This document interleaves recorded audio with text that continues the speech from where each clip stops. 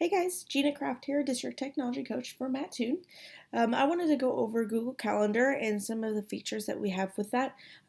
This has been kind of like a highly requested tutorial video, and so I thought this would be a great time to just go over some of those features that Google Calendar offers, especially as we are transitioning a little bit more into that direction and into that realm. So we're going to start with our waffle. Again, these are all of the different applications that are associated with your G Suite. Google Calendar is right here, and so we can access that through our waffle and by clicking on the calendar. Now, there are a lot of different views that you can choose for Google Calendar, so it kind of really will play into what works best for you.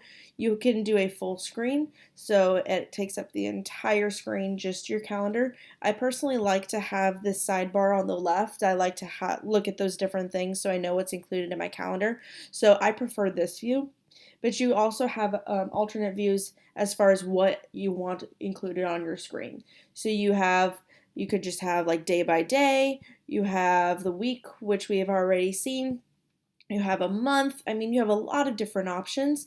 I personally like the week. I like to see what I have going on for my entire week. And so I prefer this view, which is the standard view that you should have whenever you open your Google Calendar. So I prefer this view, but again, as you can see, there are a lot of different options for how you could view your Google Calendar. Now, I want to look at the left-hand side of the screen. There are a lot of different things over here that I think are kind of important to become familiar with. We're going to get to the create button here in a second when we create an event. But you can see right here we have a month like view, a small month view, so you're able to see quickly what day of the week different dates fall on, which is very helpful. But then you also have all of these other calendars. If you look at my calendar, you can see that there are a lot of different colors.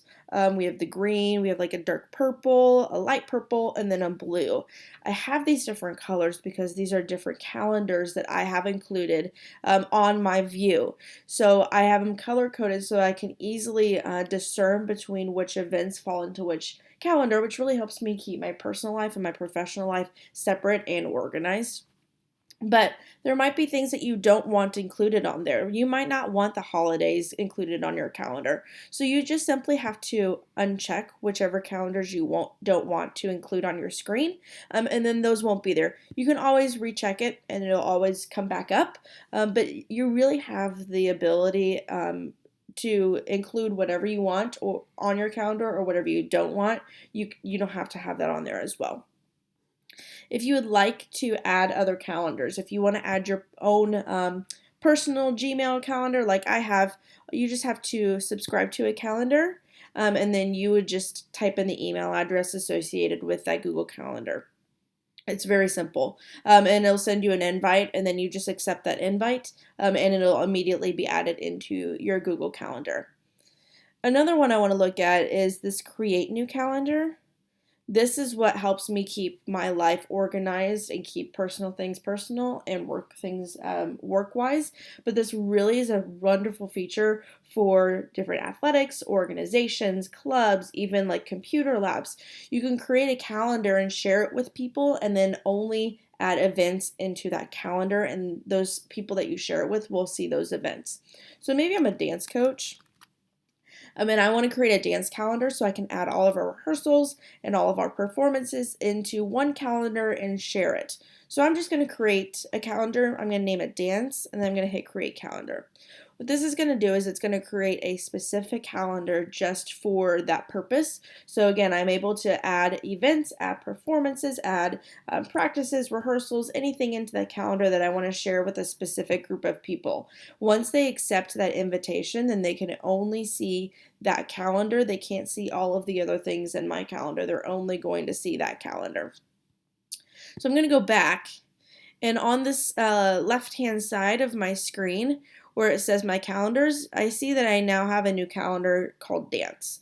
That will be a red calendar. I can always change that color to whatever I want. Red is just fine with me, so I'm going to keep it red.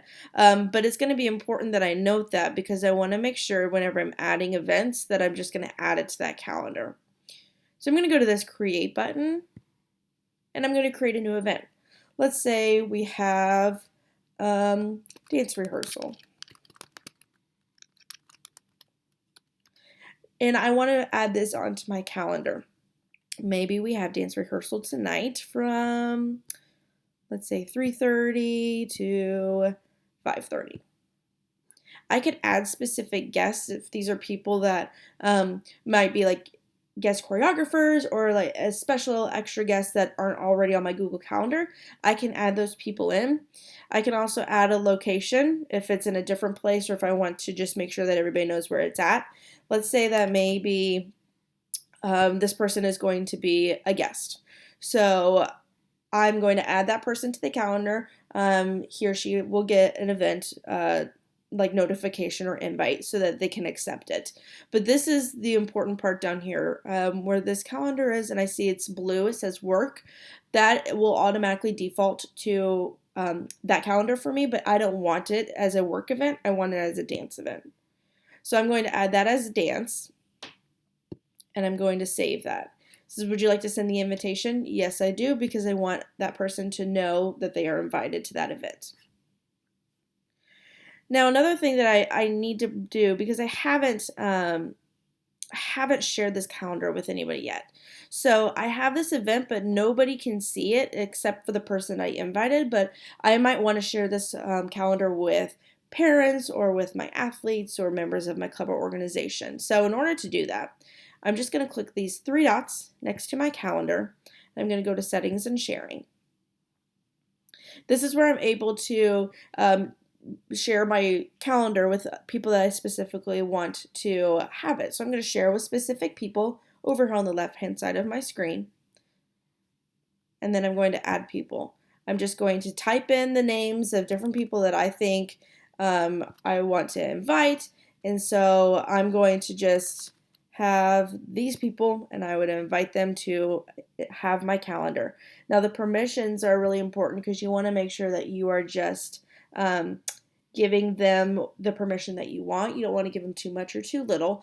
I don't want these people being able to make any changes to my events or add anything. I just want them to see all of the event details. So I have my permission set to just seeing that.